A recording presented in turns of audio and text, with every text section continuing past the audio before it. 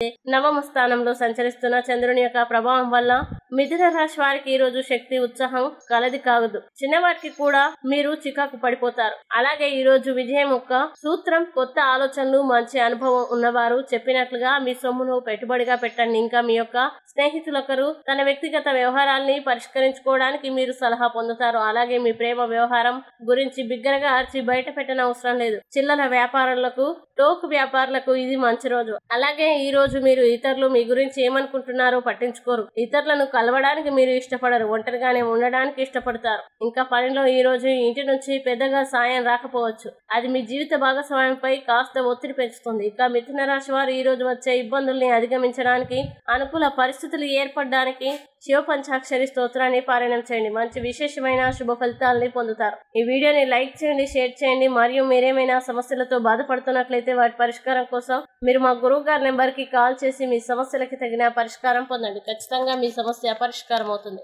ఇంకా మీరు అనుకున్నటువంటి అన్ని పనుల్లో అంతా మంచి జరగాలని కోరుకుంటూ సర్వేజన సుఖినో భవంతు.